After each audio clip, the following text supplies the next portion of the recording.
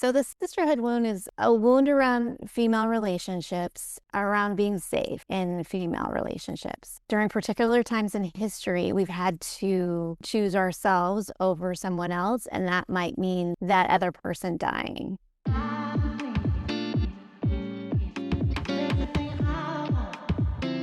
You're listening to Speak Mother, a podcast about reclaiming your voice, your identity, and your truth inside modern motherhood. I'm your host, Shannon Warner. Let's get into it.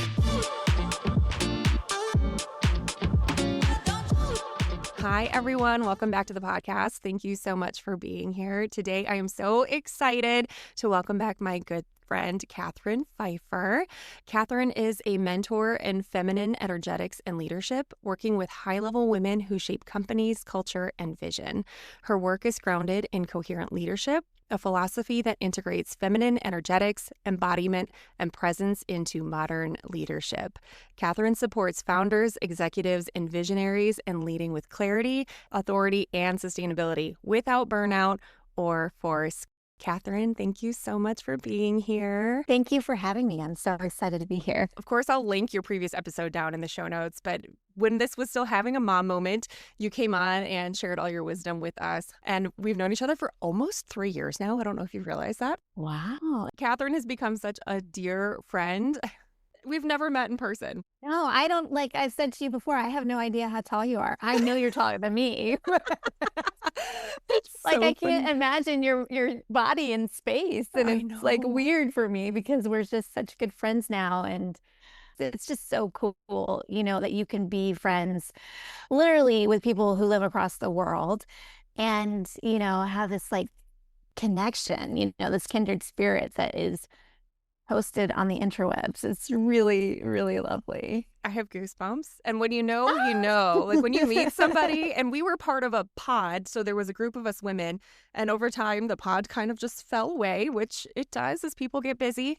And the container had ended, and you and I just kept talking, and we talk pretty regularly. And a year ago, a year ago or 2 years?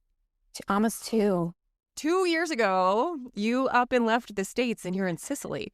So Yes. It's wild. Yes. Like this friendship across time and space has just been so magical. So I'm so grateful for you. Me too. I'm so grateful for you too. And I have to say it's been such a ride, and it's so nice to have people that you can just show up and be yourself with, that you can show up and be like, this is who I am. This is what's happening today, and not have to put on any pretenses about what it looks like or what it feels like. And that's like the testament to a good friendship. You know what I mean? Like a good relationship. Yes. Yes. And being so in alignment, like we get it. We can say things to each other without having to explain the backstory that you may have to give someone else, even in your personal life, of like, okay, well, here is my baseline for my belief system. Okay, so you've got that. Now I'm going to tell you something. I can just drop it in and be like, oh my gosh, Katherine. And you're like, yes. Yeah. And the authenticity is so nice too, because I think up until around the time that we became friends, I felt like I had to pretend to be somebody different than what I am, or I tried to mold myself into whatever my friend wanted me to be. And that was kind of a constant in my relationships. And what I really love about our relationship and the relationships that I've been kind of creating moving forward from realizing that is that I can show up and be me, and that there's a safety in that kind of relationship with women that I don't think everybody gets to experience. I think you have to actually consciously create a relationship where you can show up and be authentically yourself 100% and not be worried about being judged or maybe having the relationship shift because of it, if that makes sense. Mm-hmm. Yes. I will say on the safety note too, because I've moved to this area about 4.5 years ago and I've been trying to cultivate relationships here. And one, it's harder to do in person. And two, I can say things to you and obviously you get me, but if I ever said something weird to you, at least I don't have to see you at like the bus stop. You know what I mean? Like it's just, it's like a safe container. Yeah, no, it's scary. I feel the same way about putting stuff out on the Instagram or Facebook or whatever. And like my husband's coworkers, wives seeing that stuff and being okay with that, like being like, okay, Right. Well, you're Right. gonna like me or you're not. You know? It's like, but I have to be grounded in who I am so that whoever is receiving the information can receive it in whatever way they need to, if that makes sense. Yeah, we're doing such a disservice if we're not showing up as authentically as possible. We're doing a disservice to ourselves. Yeah. We're letting these Yeah. other people know the full us. And if they get to know the full you and you don't like you, they don't like you, that's okay too. And we can all be okay Yeah. with that. Yeah, and that's been like a huge patriarchal wound and sisterhood wound that I've had to heal for myself is that I can show up and be myself and be 100% myself and be happy with who that person is and be in relationships that are life-giving and authentic and I can pop on, an Instagram chat with you and just be myself, and be like, "Oh my gosh, this is what's happening." And know that you are going to receive that information and be like, oh my gosh, I can't believe this is happening with you, for you, to you. And that's really amazing, you know? Yeah, we've got some stuff going on right now in our lives. And I reached out to the people that I'm closest with. And just for someone else to hold the vibration of like, wow, that's a shitty thing. And like, I know you guys, you're going to be okay. And like, we know the way the universe works and we know everything's going to work out. And da, da, da. Like having a few people in your life outside of your personal circle that can hold that vibration for you is so life giving. And in this period of time that my husband and I are going through, we're fine. It's just, life is lifing. And it almost feels sacred to me that I don't want to let everyone in because I don't want them to project their stuff onto me. Yeah, for sure. Like, we're fine.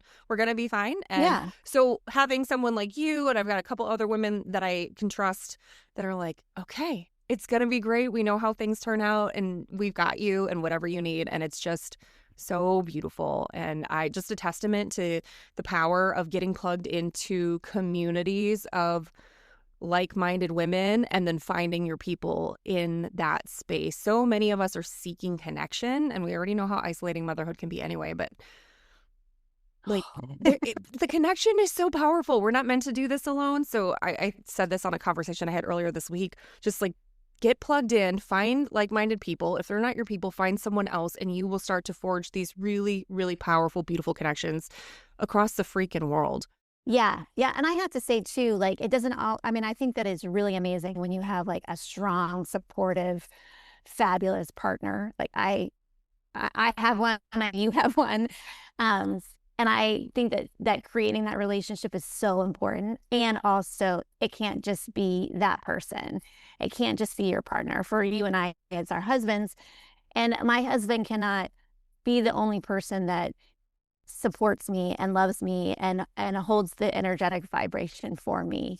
He doesn't have the capacity, first of all, nobody does. And also second, he can't give me some of the things that I need as a woman, that a female relationship can, a friendship can.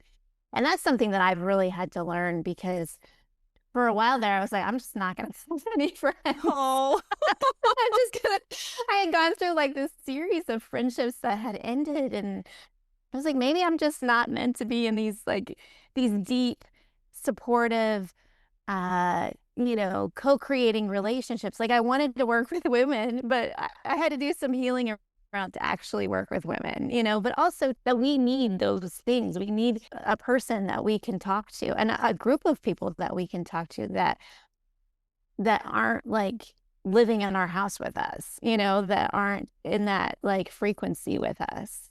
well, yeah, Yeah. because if I was living in your house with you, I'd be bringing all of the other stuff from like, okay, and then your husband, and then your boys, and then your life in Sicily, and Yeah. it's nice to have Yeah. someone who's just plugged into you and not the entire Yeah. story. I have a friend from college that I met the first day that I walked into my freshman dorm, and we, had periods where we really didn't, we weren't connected, and then we've had periods where we were, and we were talking. We had this really fun conversation around expectations of each other, and I was like, I don't have any expectations of you, like I don't have any expectations of you, Shannon, and Same. in terms of our friendship, I don't have expectations of when you're going to show up and how you're going to show up and if you're going to be there for me. Like I think the expectations are just that you're going to be there, like it's not like I don't have like a set of rules that I have around the relationship in my mind, and we were just kind of dissecting that and how what a powerful conversation to have with somebody else to say, I do have expectations of you. I do have expectations of you showing up. I do have expectations of you doing certain things and then not. Hmm. That is so interesting. And I wonder what we're carrying subconsciously of like, oh, I just expect people to show up in this way, but you've never communicated that to them. And they operate under a Yeah. different set of principles or expectations. So someone's going to be disappointed if you don't, Yeah. with us, it's always been easy breezy, but some people need that, like, hey, Yeah, for sure. And also, too, if you've been in a relationship with somebody for a long time and they have been there for you through really hard things, you probably do have expectations of them to be there again. And you have expectations of yourself to show up in a certain way. And I don't know, it just, you kind of have to like reestablish them every once in a while and think it through and say, okay, those were the expectations I had of this relationship, and now it's shifted and changed, and we can be in it together, in a different way. hmm It's really cool. yeah. And they all go through seasons. Anyone who's had a relationship of Yeah. any duration knows that they go through seasons. And well, we're what, 6 hours apart? 6. Okay, 6 hours apart, right? So Yeah. when we met, we Yeah. were 1 hour apart, and now Yeah. it's six. Yeah. So it makes for an interesting, uh, coordination effort. But we've found other ways to stay in touch. Sometimes we can hop on a Zoom and then we talk for 2 hours because it's never brief.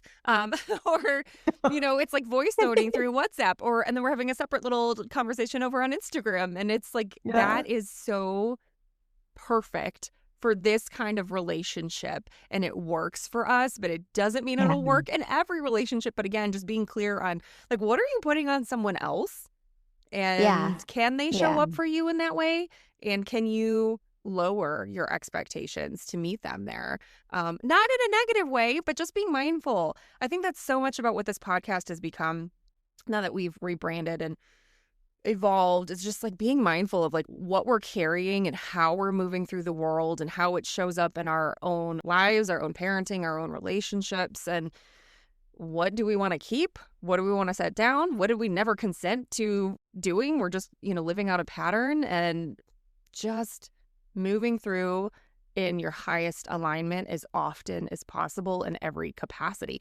And I never thought about this expectations piece with friendship. So thank you for shining that light. Yeah. It is really interesting, and it's also, like, in the energy that you show up in, 'cause I feel like with you and also my friend I was just talking about, we had a long period where we were just there in each other's lives. It wasn't like we were talking once a week or a few times a week. But I do have to say, after I did some deep healing, and I don't think that I'm ever going to be done in that deep healing, but I had to do some cleaning up. I had to clean up my side of the street quite a bit, in these like friendship relationships. And once I did, and then you came along, I was like, okay, I know what kind of energy I'm going to show up with in this relationship, and I know I have a clear idea of my own expectations for myself in terms of being a mom and being a business owner and being a wife and all of the things that require my attention. I know how to show up with all of that. I know how to be present with that and hold a healthy relationship with friends. Mm-hmm. Life isn't always easy, and I have really been working on well, I've been working on 2 things. First of all, I've been working on just knowing that like sometimes being friends with someone can be inconvenient, and I don't mean that in like a bad way, but like somebody might be going through something really hard and they might need me to show up. They might need me to rearrange my schedule, or they might need me to show up in a different kind of energy, or they might need me to take a step back and let them figure life out and not put my crap in on whatever's going on with them, you Mm-hmm. know? So that's one thing I've been working on. And then the second thing I've been working on is being a community member. And that not necessarily having anything to do with being a friend to somebody, but actually showing up in a community kind of way and supporting the community. And that can be inconvenient too, but there's a feeling of a higher purpose there. if you're showing up in a community kind of way, it can be really powerful. And I used to be like, well, they're just on their own. Like the community members are just on their own. They'll figure it out. They'll just kind of like work it out. I don't have to show up. I've got my own stuff going on, and I'm not expecting them to show up for me either. My perspective of it has changed. Yeah. And it's really interesting. Yeah. I think this is a theme that's coming up for my husband Ryan and I right now, is how like we are hyper independent and we don't ask for help. So we're in a situation now where people have been like, let me know how we can help you. And they mean it and they provide examples. And we're like, whoa. Because we're like, oh, we won't ask, right? So are other people asking? And we've become so independent, I think, whether we want to be or not. And this is another kind of theme that I keep revolving around, is like, women are supposed to be in community. If you look back centuries ago, like we were living in community and we had the priestess and the shaman and the midwife and the this and the that, people had roles, and you were allowed and expected to tap into other people's wisdom and skills and gifts. And now we're all in our own little homes, our little bubbles, and we're like, okay, unless something terribly tragic goes on and somebody sets up a GoFundMe, like you really don't know what the hell is going on in people's lives. So I think a lot of us are really missing that community and almost not knowing how to plug back in. And that's something that I've been working through as well. Yeah. And I think too, it's like I said earlier, like you don't have to be friends with all of your community members. And so when you show up in the energy of you, I often am so protective of my own energy. Like I don't want other people filming me up with their energy, I just like, I'm like, oh, yes, I know. And I have to do a lot of like energetic cleansing to make sure that I'm not carrying around someone else's energy. But you can show up and be in a grounded space and be a community member and be supportive to other people without having to be best friends with them, That reminds me, I saw something that online that kind of unlocked this concept for me. Like we talk about, we don't have a village, we don't have a village, we don't have a village. We're parenting solo. I mean, in our own little nuclear family units, but your village are the people that are around you, and your village doesn't have to be your friends. Like, you don't have to, they don't have to be the same thing. If you have a retired neighbor next door who can get your kids off the bus for you or watch them on a date night, like that's your village. I don't know if it's just the way the world is and the lines are so blurred, or if we're just kind of like floating independently and just don't know how we bump up against each other anymore, and we don't know what the lines are or what's quote appropriate. But who are your friends? What is your community? Who's your village? What do these people look like? What are their roles? And then just letting it be just that thing. That's something that I'm certainly working on. Yeah. And then also being aware that there will be people and players in there that will feel unhealthy and that will show up in energy that you don't like. Yeah. And that you can be okay with that. Like you don't have to carry their energy. Right. And you don't have to carry their beliefs with you, and you don't even have to think about what they're doing with their lives. I think sometimes we're so trained to be involved in other people's lives, particularly ones that we don't know. And we don't need to have an opinion about everything that's going on in the world, in our community. We can just show up and be like, oh, that's really interesting. That's really important what you just said. Things are so divisive, and we live in an area that feels divisive. So you know what, if something happens to this family down the street and I can support them, like I'm going to do that, and I actually don't care which way they voted. Like it's just that's really really and often with me, I just don't want to know. I don't want to know who you voted for. I just don't want to know, because I don't want to have a preconceived notion about who you are or what you support or what your interests are. And I've gotten better about that, I have to say, because there are people that I've definitely voted in a way that I wouldn't vote. And I've been able to have like these really, with the right people, I've been able to have some really interesting, curious conversations about, tell me more, Right. Tell me more about like what you believe, what your thoughts are about this, Yeah. Yeah. But, I kind of feel like there, you can have like a really important conversation around beliefs that aren't yours. And then you can also know the people that you can have those conversations with. Like you don't have to have those conversations with everyone. Right. And also, I would never, my personal rule, my personal kind of policy is that I don't argue with people on the internet at all, first of all. Second of all, I definitely don't argue with people on the internet that I don't know. Like Mm-hmm. I don't have fights with strangers. No. I don't Right. need to, but I'm No. really happy to have a conversation with someone around I'm curious. I'm really curious what your belief system is and why this is. And then that whole community kind of energetic frequency of like you're going to be different than me and that's okay. And you can explain to me like what your passions are and I can explain to you what my passions are and we can have like an adult conversation around it. Mm-hmm. Mm-hmm. This reminded me earlier when you're talking about projecting your energy, and I just want to share this because when I tell my friends about this, they're like, "Oh, I love that."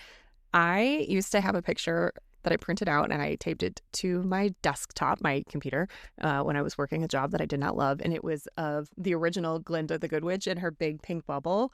I was like, I am in my pink bubble. You cannot touch me. You are going to bounce off of me. I decide what comes into my energetic field, and if it's not in alignment for me, you get to bounce right off, get out of my bubble. So if I'm entering a situation where I feel like it's going to be charged, I Yeah. literally take a second, just a second, and like, okay, I'm in my pink bubble and I'm going to float. And I have been able to diffuse some like potentially charged or awkward dynamics by just clearing my own energy and just walking in and just being like, hi, hello, how are you? Good to see you, and not bringing any of that junk in with me and not letting Yeah. their junk into my bubble either. Yeah. Yeah. Mm-hmm. No, I think that's so amazing. Mm-hmm. Yeah. So that's my little tip. If Yeah. you if I you need love the that. reminder, especially in a toxic workplace, like put her picture right there in your computer so you look at her. Yeah. One thing that you had said to me years ago, I can say that now, but you mentioned it briefly, but the first time you said it to me, I was like, whoa, what is that? Is the sisterhood wound. Can you talk a little Yeah. bit more about that for someone who maybe hasn't heard that before? Yeah. So the sisterhood wound is a wound that we all carry. It's ingrained in who we are. And it's a wound around female relationships, around being safe in female relationships. And the reason why we carry it with us is because during particular times in history, we've had to choose ourselves over someone else, and that might mean that other person dying.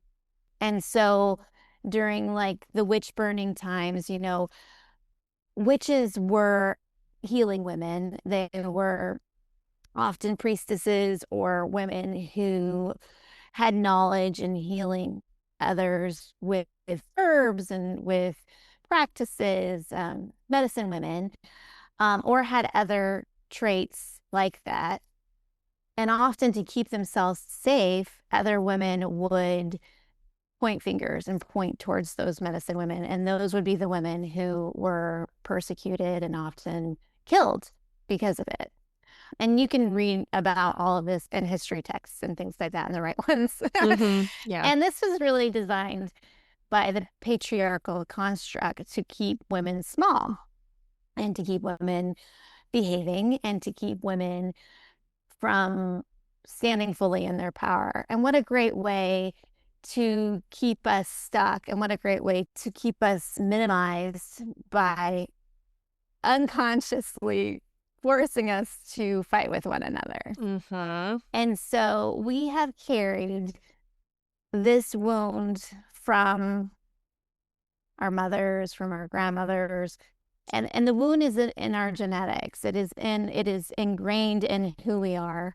They say, they being scientists, the wounds that your mother have, you have, and the wounds that your grandmother have, you have, because the eggs that are created in each woman have been, created through a series of women. Mm-hmm. So we end up carrying this wound without knowing it. And it starts to come out when we see our daughters in friendships. And we're like, where did she get this? Where did this come from? Yep. And we have become so smart and intuitive that we'll just change our behavior. We'll just change who we are. We'll just change how we operate so that we aren't persecuted.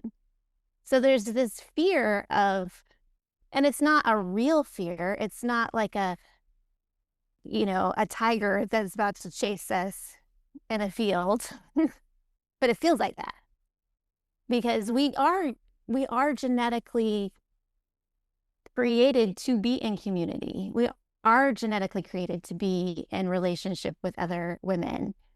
So when we fear being kicked out of the community, we have to choose. We have to choose whether we're going to be kicked out of the community and stand on our own, or if we're going to be in the community and be small. And there's so much good information out there around social aggression and around women treating women terribly. But that's really the kind of basis of what a sisterhood wound is. And if you're showing up in your business, in your life, in your world, in your motherhood, and all of the things without these wounds being healed or looked at, you're just perpetuating them. Yeah. We don't even realize we're doing it most of the time until we No. have this awareness and we notice the patterns. I am obsessed with this topic, and it's right in alignment. We've been talking about Elise Lonen's book on our best behavior, The 7 Deadly Sins and the Price Women Pay to Be Good. It'll be linked in the show notes, in perpetuity. It'll be there forever because perpetuity. I love that word. She talks about this in the beginning of, we think about the witch trials, but even before that, it was so easy to point at someone else to protect yourself, whether that person was actually an offender of any kind or not, and I use that word lightly, and the way this made up subjective concept of goodness allows and encourages us to then police each other's behaviors. And we do it all the time. And I think social media has actually made it worse because as soon as you share an opinion on something, the wrong person finds it and they just jump all over it. We were talking about this, was it last week? Women on women aggression in social media or in the comments or just reality TV. It's everywhere. And I will say, as someone who loves Real Housewives, I don't want to be in it. But I love to watch it, right? But it's a lot of women on women aggression and what dirt can I find on you and da-da-da-da-da. And that stuff seeps in your brain, man, whether you're passively watching it or what. It does. No, it does. And then you start finding yourself looking at women, there's this huge trend in terms of weight loss, along for women right now. And, there's a ton of women who are on GLP-1s. And at first it was you're the devil if you take the GLP-1s. And then now it's kind of more socially expected or accepted.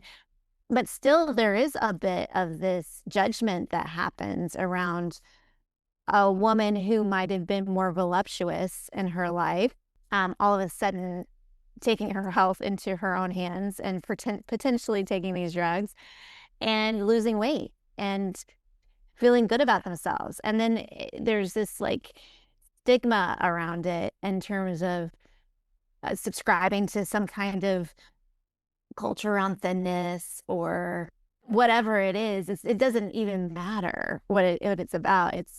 It's that energy of you're not good enough because you did this, or you're subscribing to that. And I have to find somewhere in my mind, I have to find why you're not good enough. And I have to have a list of people who are not good enough because I'm good enough. And that is dangerous. It is dangerous because then we do it with our friends, you know? If you've ever found yourself ranking yourself against people in your lives, I'm smarter than her. I have I do more than her. And I have to say, I'll always be oh, they don't have it as bad as I do. You go the opposite way, I'm worse off.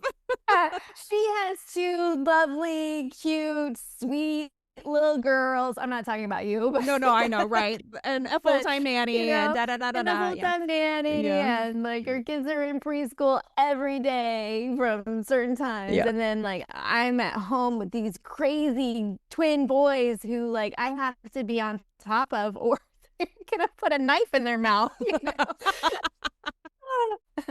And then my internal thing was well, she doesn't have it as bad.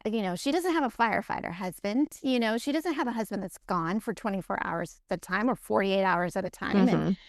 And, and then would perpetuate this story in my head about how she had it easier than I did, which was not healthy and also not good for the relationship. Right. Oh, that part especially, right? Because if you can look at like, how is this serving me? Is it serving me? And then how is it actually manifesting in my communication and relations with that Yeah. person, Yeah. right? Yeah. And I would just swallow it and just roll my eyes and be like, yeah, your life is so hard.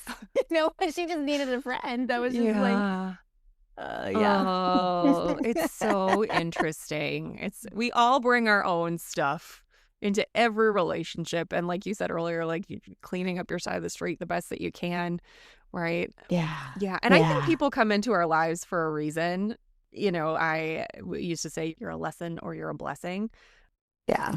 I've had a lot of lessons, and I've learned a lot about myself along the way, and just trusting that there's something in that dynamic that both of us are supposed to experience. And sometimes they're friendships for a hot minute, and sometimes there's friendships that last a lifetime, and it's all okay. So for someone who's maybe hearing this for the first time, all of this, that we're talking about, like what do you recommend someone do, a mother do, moving through her world maybe over the next week, where they can notice or interact with people differently? What would be your kind of first recommendation?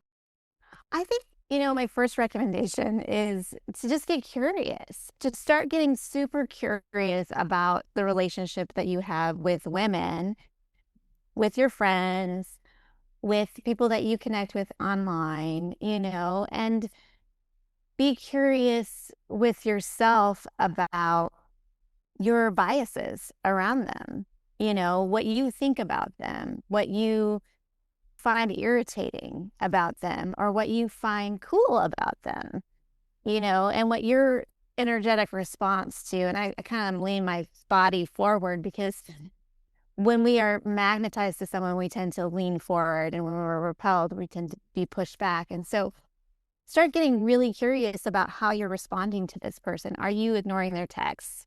Are you irritated with them? Are they not showing up in the way that you want them to show up in? Or on the flip side, are they? Are they showing up in a way that you find interesting or pleasing or whatever? And why? When you can show up in your relationships with some kind of neutrality and being curious about it, then you can start to look at this stuff and say, oh, okay, this is where I have some preconceived expectations or preconceived notions about how this should go, you know? Uh-huh. And two, this isn't something, it's not completely connected, but how you use your language is just really important. The generation that, like my generation too, it was really like the year after me in college, like when I was a sophomore, the girls coming in as freshmen. My group didn't do this, but they would call each other bitches. And Like in a you'll see loving it, way, like a yeah, like a funny, loving like way, hey yeah, bitch. like Okay. hey bitch, or whatever like that. And I was not raised to do that or say that. Yeah. And I've always had the connotation of that word as negative, and it has a lot, like it has a huge weight to it. And even in a conversation that I had with a friend of mine, I did something around COVID. I sent out an email and then got onto like a call, and I had been really eloquent about it. I can't remember if it was COVID, or I think it was actually more about like being present to race and cultural stuff when all of that stuff came out. And I wrote this really eloquent email about how I felt in terms of a business owner, and my hiring practices and things like that. Anyway, we got on this call, and this colleague of mine, this like in a mastermind kind of Zoom call, she's like, I read your email and I thought, that bitch. Whoa. She got to it before I did. Not that and she I was didn't like, agree with you, but the fact that you put the email out before she did. What? and that I was eloquent about it. That bitch. And I was like, okay. That is wild, because it's one thing if she thought that, but then to turn around and say that Say to it out you, loud. Yeah. then she's putting it on you like it's your problem. Yeah. So I kind of was like, I think that was meant as a compliment. I really do. I think she meant it as a compliment, but I did not receive it as a Ah, gotcha. compliment.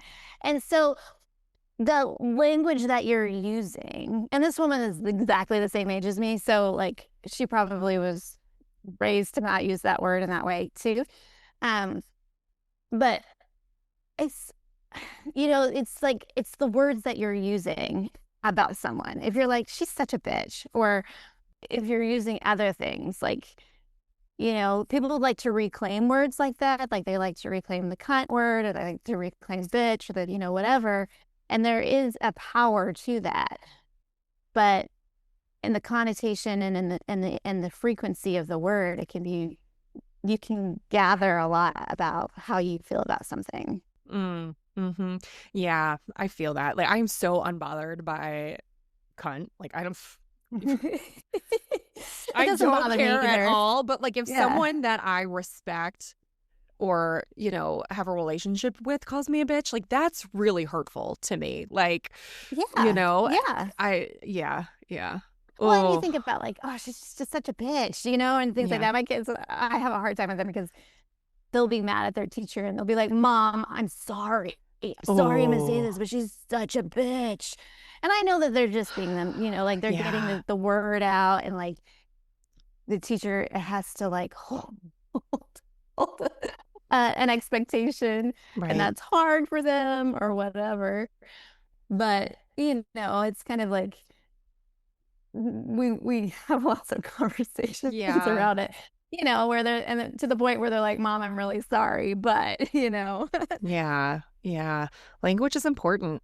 It's really it is. important. And the Yeah. language that you're speaking in your head is really important. So it'll tell Mm, you a lot about what you think about another woman. hmm. I wanted to say I was thinking about uh we don't maybe want to tell the unkind things to other people, but I think people in general really need to be loved. I think we need a lot more love in our day to Yeah. day. And in so for example, I volunteered at the school, the book fair. And one of my neighbors, who I've gotten to know and I enjoy, she picked the same time slot and she afterwards texted me and she said, I had a really nice time with you at the book fair today. And I was like, oh my gosh. Thank you. And I had such a nice time with you. It's like, tell people that. Like, we need to hear that too. Like, oh, I felt like I got a Yeah. little vulnerable and yeah, at the book fair and like showed up authentically. And, it could have gone the other way. So for her to see me and then affirm me felt really Yeah. nice. So thank you, Jenny, if you're listening. Okay. I know that we could talk all day because we have tried before. And usually life is like, okay, we have to wrap this. So, thank you so much again for being here and for sharing your wisdom. Can you please tell people where they can find you and follow you and how they can work with you? Yes, absolutely. So you can find me at www.katherinepfeiffer.com, and Shannon will have it spelled out for you in the show notes.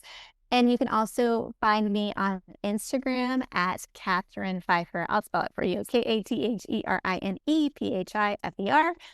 You can find me there on Instagram, also at The Rosarium, which is ROSEARIUM.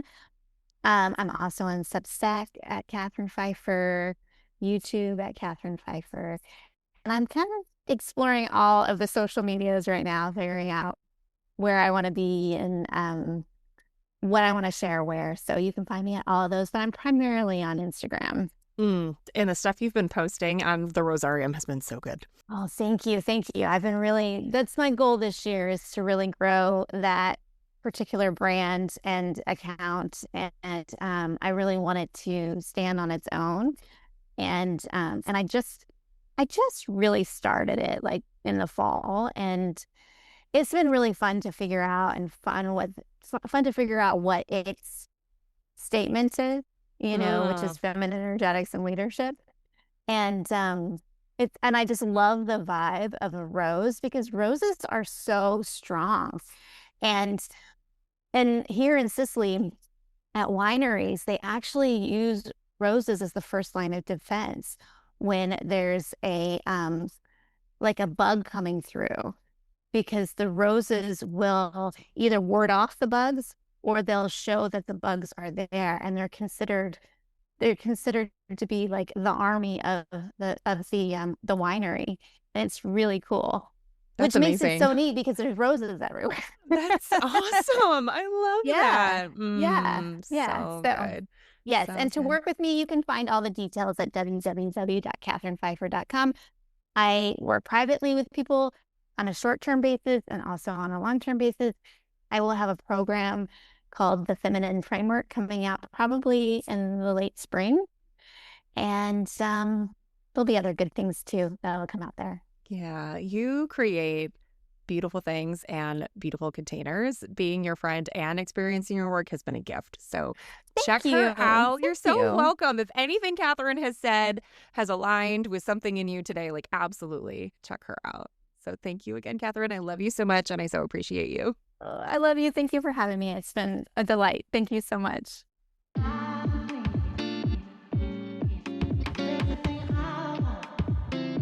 Thanks for listening to Speak Mother. If this resonated, share it with a friend, and don't forget to follow the show so you never miss an episode. Keep speaking your truth. I'll meet you back here soon.